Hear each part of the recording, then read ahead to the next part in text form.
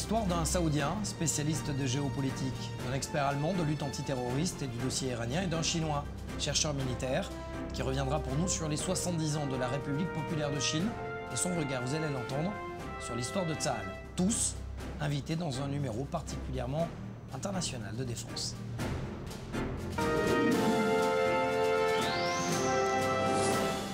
Bonjour à tous et on commence avec vous. Myriam Aman, bonsoir. Bonsoir. Rédactrice en chef à 24 News. Avec les tensions entre Riyad et Téhéran, selon les experts militaires, l'Arabie Saoudite aurait frappé des positions de milices chiites, déjà connues des services de renseignement israéliens. Est-ce que c'est fortuit ? Alors non, c'est pas étonnant, Mathias, que ce soit les mêmes positions qui aient été frappées par Jérusalem et Riyad, en tout cas des frappes attribuées aux deux pays. D'abord, ça fait un moment maintenant qu'on sait que Téhéran, c'est l'ennemi commun des deux pays, à la fois d'Israël et de l'Arabie Saoudite. Et après les frappes attribuées à Téhéran sur des intérêts saoudiens à la frontière yéménite, pas une fois mais deux fois, eh bien l'Arabie Saoudite a décidé qu'elle aussi devait agir exactement comme Israël en frappant les proxys de Téhéran, donc ces milices chiites pro-iraniennes qui sont situées en Syrie ou en Irak, en choisissant eh bien, les positions en Irak, à la frontière syrienne. Alors si on réfléchit bien, qui connaît parfaitement bien les positions pro-iraniennes dans cette région? Qui les suit de près? Israël. Voilà, bravo, bravo, bien deviné. Donc forcément, on est en droit de penser que les services de renseignement israéliens ont transmis leurs informations aux Saoudiens et que donc les Saoudiens ont pu frapper. On imagine que ce n'est pas gratuit et qu'un échange d'informations a donc été fourni. Preuve donc que le rapprochement entre les deux pays eh bien, continue et avance dans la bonne direction. Alors, comment finalement l'Iran, malgré lui, malgré elle, ça dépend, eh bien, rapprocher finalement les pays sunnites et Israël? Alors, je vais même aller plus loin, Mathias. Pas uniquement les pays sunnites et Israël, mais carrément Téhéran a réussi à transformer Israël en interlocuteur incontournable de la situation dans la région pour de nombreux pays. Vous l'avez dit, pour les pays sunnites comme les Émirats arabes unis ou encore l'Arabie saoudite, notamment par rapport au conflit qu'il y a dans la région. Je pense par exemple au Yémen, mais aussi par rapport à la Grande-Bretagne et aux partenaires occidentaux qui jusque-là étaient frileux à contrer Téhéran. Pourquoi ? Eh bien parce que dans la région du Golfe, Téhéran essaye de prendre possession du détroit, par exemple d'Ormuz. Eh bien, Israël, avec son expertise, a réussi à se mettre en avant. Vous voulez une preuve ? Cet exercice, la semaine dernière, en Grande-Bretagne, exercice militaire auquel, pour la première fois, Tsahal participe. Pourquoi ? Eh bien, tout simplement parce que c'est une manière de lutter par les airs contre une menace maritime. On pense évidemment aux menaces iraniennes dans le Golfe. Et c'est là qu'on comprend peut-être un peu mieux les récents voyages de Benyamin Netanyahou au Bahreïn et ses ministres également au Koweït. Merci Myriam Aman de cet éclairage particulièrement précis. Donc, on le répète, comment Israël a réussi, peut-être malgré ou de manière favorable, à s'ingérer dans le conflit entre l'Iran et l'Arabie Saoudite. Merci Myriam Aman. Et après l'attaque qui a été imputée à l'Iran contre les installations pétrolières en Arabie Saoudite et les menaces de l'Iran qui disent que finalement tout agresseur contre l'Iran serait immédiatement puni, nous avons décidé d'en savoir plus de ce qui se dit aujourd'hui en Arabie Saoudite. Alors nous avons en lien et en connexion Skype Abdelhamid Erben qui est spécialiste des questions géopolitiques au Moyen-Orient. Marhaba, shukran laka d'être avec nous dans cette émission Défense. Monsieur Erben, première question. Finalement, dans quelle mesure aujourd'hui l'Arabie Saoudite est impliquée directement dans les frappes, dans les récentes attaques qui ont eu lieu à la frontière entre la Syrie et l'Irak? Il n'y a aucun doute qu'en Syrie, nous partageons avec Israël des objectifs communs. Le premier de ces objectifs est la défaite des organisations terroristes soutenues par l'Iran, lesquelles constituent une menace aussi bien pour l'Arabie saoudite que pour l'Iran. Pour ma part, je dirais que j'encourage toutes sortes de coopérations avec Israël, militaire, politique ou autre. Car en fin de compte, nous avons un intérêt commun. L'Iran constitue désormais une menace commune pour l'Arabie saoudite et pour Israël, et cherche à établir un fait accompli en semant le désordre et l'instabilité dans la région.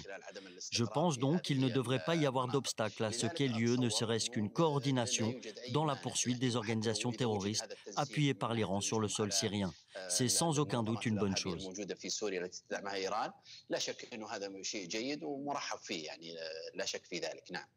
Alors, Monsieur Erben, vous êtes spécialiste des questions du Moyen-Orient. Vous savez aujourd'hui que finalement, on ne peut pas frapper dans cette région entre Israël et entre la Syrie et l'Irak sans une coopération des renseignements particulièrement précis. Est-ce que vous pensez qu'il y a là les prémices d'un renseignement, d'une coopération militaire ou stratégique des renseignements entre l'Arabie Saoudite, les États-Unis et Israël?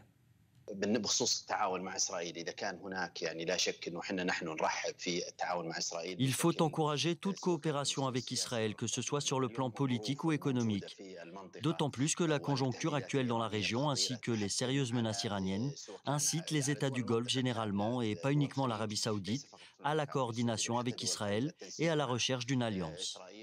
Je pense d'ailleurs que c'est le moment opportun pour parvenir à une coopération politique, économique, voire même stratégique et militaire avec Israël. Une telle coopération serait bénéfique pour la sécurité et la stabilité dans la région, alors que justement l'objectif stratégique de l'Iran est d'y semer les tensions et le chaos. Je pense que la coopération et la paix avec Israël sont plus que jamais nécessaires, notamment à la suite des derniers attentats iraniens qui ont visé des installations pétrolières saoudiennes. L'attitude de l'Iran est un danger pour toute la région, voire même pour le monde entier, si l'on considère que l'Arabie saoudite est la principale source d'approvisionnement énergétique pour le monde. Une telle coopération serait donc bénéfique pour l'ensemble de la région. Est-ce que vous pensez aujourd'hui qu'une guerre entre l'Iran et l'Arabie saoudite, finalement, est inévitable dans le contexte actuel? L'escalade que nous vivons aujourd'hui nous conduit inéluctablement à la guerre. L'attaque effectuée par l'Iran contre le point le plus sensible de l'économie saoudienne en est un indicateur très clair.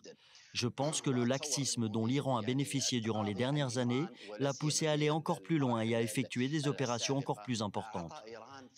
L'Arabie saoudite a fait preuve de retenue avec l'Iran durant 39 ans, alors que justement ce dernier a cherché à provoquer des troubles lors des pèlerinages à la Mecque, à soutenir des organisations terroristes dont Al-Qaïda, lesquelles ont effectué des attentats à l'intérieur même du royaume. À chaque fois, l'Arabie saoudite a tenu à réagir de façon pacifique et par les voies diplomatiques. Malheureusement, cela n'a abouti à rien. Même lorsque le roi défunt Abdallah, au moment où il était prince héritier, a visité l'Iran et cherché à nouer des relations, le marché iranien avait même été ouvert à l'Arabie saoudite au profit des deux parties, l'Iran n'a pas cessé de semer les troubles dans la région. Parce que justement, la stratégie de l'Iran consiste à défaire les États arabes pour les remplacer par des milices subordonnées, comme c'est le cas au Liban. Défaire les États de façon à ce que les milices parviennent à avoir la mainmise politique et économique sur ces pays. C'est exactement ce que l'Iran est en train de faire aujourd'hui au Yémen, en Irak et en Syrie. Voilà l'origine du chaos que nous vivons aujourd'hui. Je pense donc que le laxisme vis-à-vis de l'Iran ne fait qu'encourager ces derniers à aller toujours plus loin. Je considère donc qu'il est nécessaire d'infliger à l'Iran une lourde frappe militaire. Monsieur Erben, ça sera ma dernière question. Vous parlez de Fauda et de chaos dans la région. Est-ce que finalement le responsable, l'un des officiels des gardiens de la Révolution, a dit qu'une guerre est inévitable dans la région et qu'il y aura visiblement une guerre? Est-ce que vous, depuis Riyad, depuis le royaume d'Arabie Saoudite, vous craignez que cette guerre intervienne? Je l'ai dit et je le répète encore une fois, je pense que la guerre avec l'Iran est devenue inéluctable. Il n'y a pas d'autres options. L'Iran n'a pas laissé une chance à la diplomatie et aux solutions pacifiques. Ce que l'Iran a fait en Arabie Saoudite ne peut rester sans réponse. L'Iran conduit la région à la guerre. Je vous assure toutefois que l'Arabie Saoudite est préparée à cette guerre et ne compte sur personne, ni sur les États-Unis, ni sur les pays arabes. Malheureusement, la position des États-Unis est décevante et ne va pas dans le sens des relations stratégiques avec l'Arabie Saoudite. Il en est de même pour les pays arabes dont la position est mauvaise alors que l'Arabie Saoudite les a toujours soutenus. J'appelle d'ailleurs à la dissolution de la Ligue arabe parce qu'elle ne sert strictement à rien. La guerre avec l'Iran est inéluctable car ce pays ne nous a pas laissé le choix. Nous, Saoudiens, sommes préparés à cette guerre et nous la remporterons quel que soit le prix à payer. Certes, nous sommes contre les conflits, mais l'Iran ne nous a pas laissé d'autres options. L'Iran n'a laissé aucune chance aux voies diplomatiques et politiques.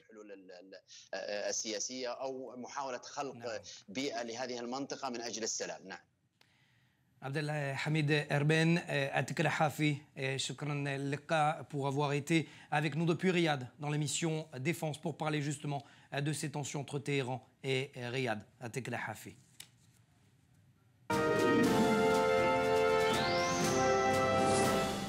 Alors, toujours à propos de l'Iran, les leaders européens ont beau accuser l'Iran, justement derrière l'attaque contre les installations pétrolières saoudiennes, ils sont un peu plus frileux sur la question du programme nucléaire iranien.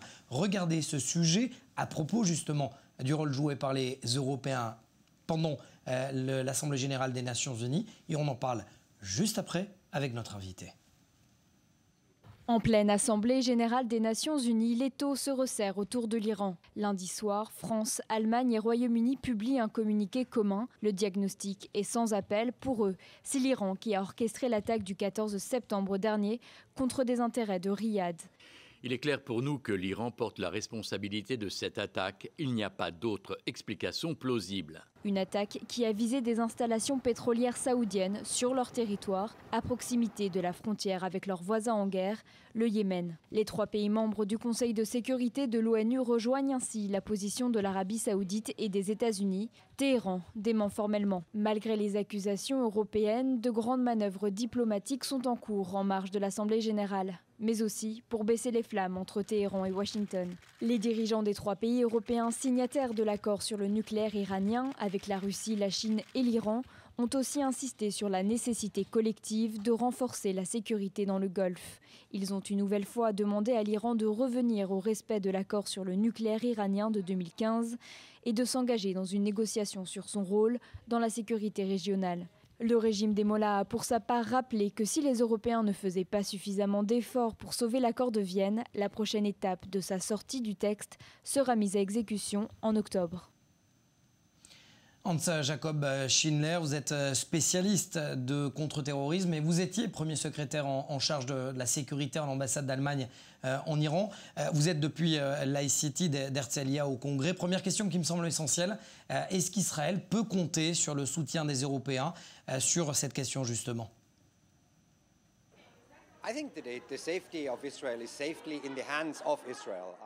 Je pense que la sécurité d'Israël est entre ses propres mains. Cela fait des dizaines d'années que les forces de Tsahal accomplissent un travail remarquable, que le gouvernement et les dirigeants israéliens assurent la sécurité du pays. Bien sûr, Israël a également des amis très puissants au sein de l'Union européenne et entretient des rapports très étroits avec les États-Unis. Donc, fondamentalement, je ne pense pas que l'Iran représente une menace pour la sécurité d'Israël. Et il est vrai qu'au cours de ces dernières années, l'Iran s'est renforcée dans la région. Elle s'est largement implantée en Syrie. Elle a toujours été bien implantée au Liban et elle continue à se développer dans ce pays. L'Iran a aussi des appuis en Irak, en Afghanistan et au Yémen. De toute évidence, lors de ces 20 dernières années, la position de l'Iran dans la région s'est renforcée, mais dans le fond, je ne pense pas que ça le rende pour autant capable d'affronter Israël. Il est vrai que l'Iran soutient des groupes terroristes qui mettent la région en péril, comme le Hezbollah, le Hamas, le djihad islamique palestinien. Mais à mon sens, aucun de ces groupes n'est une menace fondamentale à la survie d'Israël. Mais ça ne reste pas moins un problème très sérieux qu'il faut traiter. Je pense que le gouvernement américain le fait et prend cette question très au sérieux en mettant en place une campagne de pression maximale qui ne se concentre pas uniquement sur le dossier nucléaire.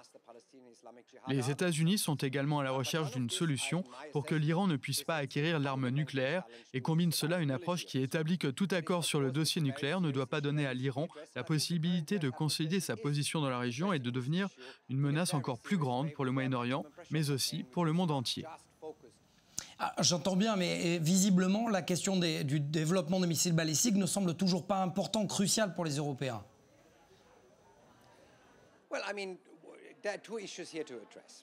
Il y a 2 problèmes à traiter. Tout d'abord, il y a la question de savoir si l'accord sur le nucléaire iranien était ou non une bonne chose. Et les avis sont partagés à ce propos. Cet accord a établi toute une série de contrôles et de limitations physiques sur le dossier nucléaire en Iran qu'il n'y avait pas avant. Cependant, le gouvernement américain actuel agit différemment et veut mener une campagne de pression maximale pour parvenir à un accord avec l'Iran. L'année dernière, le secrétaire d'État Pompeo a exposé 12 points sur ce que les Iraniens doivent faire pour revenir à la table de négociation. C'est la ligne de conduite du gouvernement américain et cela devrait être la bonne si elle englobe ces 12 points pour débuter les négociations. En fin de compte, je pense qu'une solution négociée est nettement préférable à une intervention militaire qui causerait des dommages des 2 côtés. Évidemment pour les Iraniens, mais aussi pour la région, pour les forces américaines et pour tous ceux qui seront impliqués. Donc il est primordial de trouver le moyen de revenir à la table des négociations, mais je crois qu'avec ces 12 points d'action, les États-Unis ont fait le premier pas. Maintenant, c'est aux deux pays de se mettre d'accord sur les conditions préalables avant de reprendre les pourparlers. Je trouve que parler pour parler est inutile et qu'il faut définir une voie bien définie des objectifs à atteindre. Mais est-ce que les Européens n'offrent pas un boulevard à l'Iran pour continuer la construction de ces missiles balistiques ?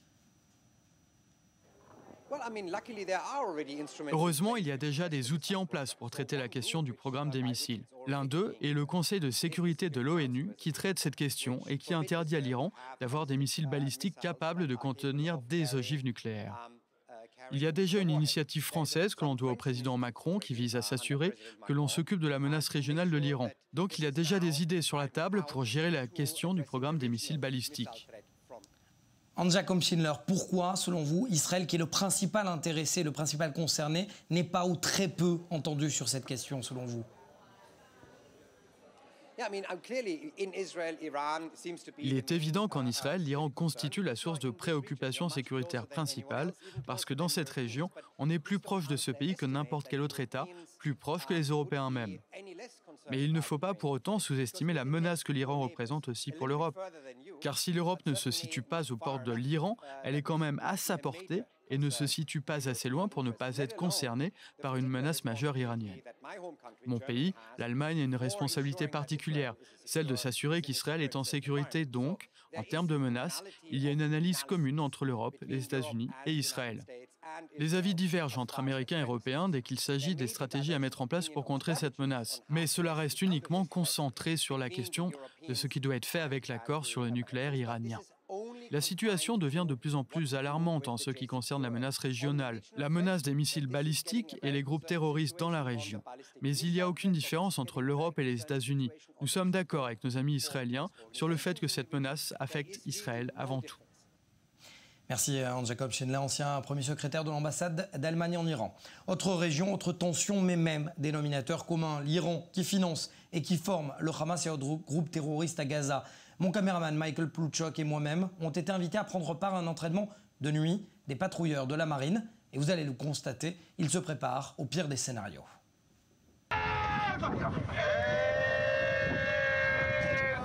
Une soirée pas comme les autres pour ces soldats du bataillon 916 de la marine israélienne. Il est 21h. Nous quittons le port d'Ashdod, direction la côte, en face du nord de la bande de Gaza. Ce soir, pas de patrouille habituelle, mais un entraînement intensif. Car face au chaos politique en Israël, les menaces de guerre dans le sud n'ont jamais été aussi concrètes. Au cours de cette dernière année, il y a eu plusieurs frictions où nous étions vraiment sur le point de se retrouver engagés au combat. On sent de manière quotidienne cette tension. Si le combat doit démarrer au prochain incident, nous devons être capables de sortir en mer et de mener à bien nos missions. Mais nous devons surtout comprendre comment ils vont tenter de nous surprendre et comment nous pouvons y faire face. On vogue alors à 55 nœuds, environ 100 km/h. Celui qui a pensé les différents scénarios d'exercice, c'est lui, le commandant Gal. Dans la salle de commande, dans le pont inférieur, il note tout. Difficile pourtant de se concentrer. 3 liaisons radio en parallèle. 6 soldats confinés dans à peine 2 mètres carrés. Ces hommes scrutent leur radar, étudient les moindres mouvements suspects. Je vous rappelle qu'en cas de guerre, nous ne sommes jamais seuls au monde. Il y a une parfaite coopération entre toutes les forces, avec l'armée de l'air, l'infanterie et les sentinelles. Nous ne prenons aucun risque superflu. Sur le pont, les soldats s'affairent. L'une des vedettes viendrait, selon cet entraînement, d'être touchée par un missile. Il faut alors remorquer le bateau. L'approche est complexe. L'un des marins lance cette corde. Une corde qui, une fois l'opération terminée, doit être tirée à bout de bras. C'est épuisant parce que nous sommes dans une région qui nous oblige à être prêts à n'importe quel moment. Mais chaque incident n'implique pas automatiquement une guerre. C'est un sentiment éprouvant et épuisant à la fois. Ce vaisseau de la marine israélienne est particulièrement en alerte parce qu'ils ont reçu plusieurs menaces d'abord de tirs de missiles longue portée en direction du centre d'Israël, mais également d'infiltration depuis la mer et d'autres scénarios complexes. En attendant, comme vous le voyez, ils ont les gilets pare-balles, les casques, Tout le monde est en alerte ici parce que nous sommes à quelques kilomètres à peine de la bande de Gaza. Tous les scénarios que vous avez vus ce soir sont réalistes et ont déjà eu lieu dans le passé. Et nous sommes prêts à un embrasement plus violent. Pendant que nous nous entraînons, ils font de même. Et quand je parle d'incidents plus violents, je parle d'une puissance de feu plus grande, de plus de portée pour leurs missiles, plus de capacité de frappe et plus de technologie. En pleine mer, c'est l'obscurité totale. Alors pour viser juste et toucher leur cible, en l'occurrence une cellule qui se serait infiltrée depuis la côte, les soldats préparent leurs munitions. L'ordre est donné. Ils envoient une bombe éclairante avant de déclencher une impressionnante puissance de feu.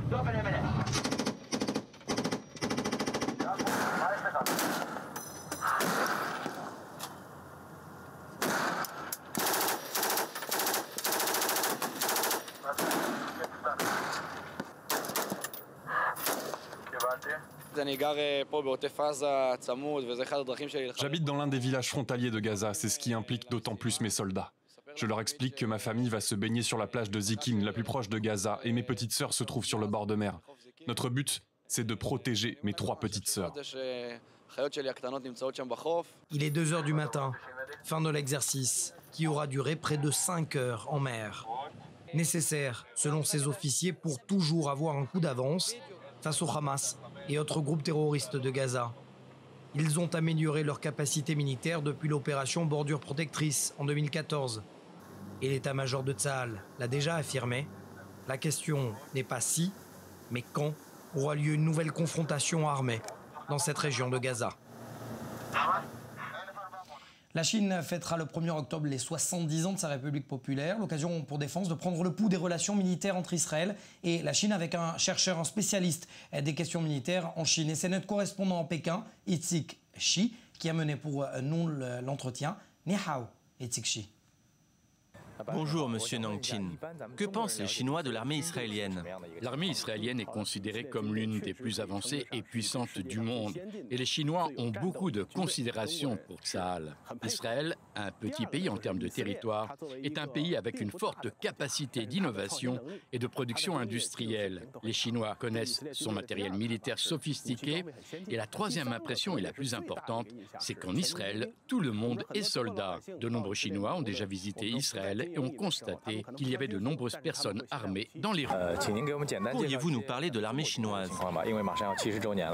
L'armée chinoise est une armée populaire. Elle est au service du peuple et lui appartient. Nous disons que les relations entre l'armée et le peuple sont comme celles d'un poisson dans l'eau. La ressemblance entre les armées chinoises et israéliennes, c'est que lors de la création de ces États, les 2 armées étaient équipées de matériel assez hétéroclite. Au début, les soldats étaient armés d'épées ou de sabres au lieu de fusils. Mais après des dizaines d'années de développement, la Chine s'est dotée d'une importante industrie militaire. Le 1er octobre va avoir lieu un défilé militaire à l'occasion des célébrations du 70e anniversaire et on pourra voir les différents types d'armements produits par la Chine. Mais avec un esprit ouvert, l'armée chinoise peut aussi profiter de l'expérience des autres. Et l'on évoque de plus en plus de coopération, par exemple, dans le domaine de la lutte antiterroriste entre la Chine et Israël. Et nous espérons que les 2 armées pourront contribuer beaucoup plus à la paix mondiale. Quels sont les types d'armements israéliens les plus réputés en Chine? Le Chinois de base connaît le matériel israélien à travers les jeux et la télévision. Par exemple, le fusil mitrailleur Uzi, compact, souple, innovateur et de bonne qualité. Il est le meilleur exemple de l'adaptation du matériel israélien aux demandes. Les Chinois connaissent également les blindés israéliens. Ils connaissent surtout le Merkava qui a des caractéristiques extérieures proches de la science-fiction. Et on entend aussi que les blindés israéliens sont extrêmement efficaces dans la protection des soldats. Par exemple, le moteur du Merkava est placé à l'avant du véhicule. Toutes ces créations laissent comprendre aux Chinois que l'armée israélienne sait protéger ses soldats. Sur le plan militaire, Israël est aussi reconnu pour son avance concernant les drones et les avions sans pilote. Israël est même le pays à produire le plus de drones dans le monde. À part cela, on connaît aussi le système Dôme de fer et Fronde de David et l'avantage qu'accordent les gens au matériel militaire israélien. Qu'est-ce que les Israéliens peuvent apprendre de l'armée chinoise et les Chinois peuvent-ils apprendre des Israéliens? Il est plus juste de dire que les Chinois ont à apprendre de l'armée israélienne plutôt que de dire que les Israéliens ont à apprendre des Chinois. Par exemple, le Centre de lutte antiterroriste dans la base de Mitkan-Adam a lancé une coopération internationale et en 2018, nombre de ces coopérations avaient lieu avec la Chine. L'armée israélienne s'est aussi présentée une bonne image, comme par exemple le rôle des femmes soldats. Bien qu'en règle générale, l'armée israélienne soit connue pour sa grande sévérité, les soldates israéliennes ont quelque peu adouci l'image de Tsahal. Il y a donc beaucoup à apprendre des Israéliens. Que pensent les Chinois des guerres qui ont opposé Israël à ses voisins ? De plus en plus de Chinois visitent Israël et l'un des sites qu'ils préfèrent est le plateau du Golan. Les Chinois pensent que les Juifs sont très intelligents et qu'Israël est un peuple de paix. Les Chinois croient que le plus grand succès pour une armée est de parvenir à la paix. Par la coopération et sous l'impulsion de la direction chinoise, la Chine et Israël coopèrent de plus en plus sur le plan économique et commercial parce que les Chinois veulent et souhaitent de tout leur cœur venir en aide à l'ensemble du Proche-Orient, y compris aux Israéliens, par la stabilité, la prospérité et la paix. Nous voulons voir Israël vivre en harmonie dans le monde et nous croyons que l'armée la plus développée du Moyen-Orient ou même du monde entier peut préserver la paix dans la région. Je vous remercie, Monsieur Nangchin. Merci et au revoir. L'occasion pour moi de souhaiter également de très bonnes fêtes juives à tous nos téléspectateurs pour Rosh Hashanah, la nouvelle année selon le calendrier juif. Très bonne semaine sur i24 News.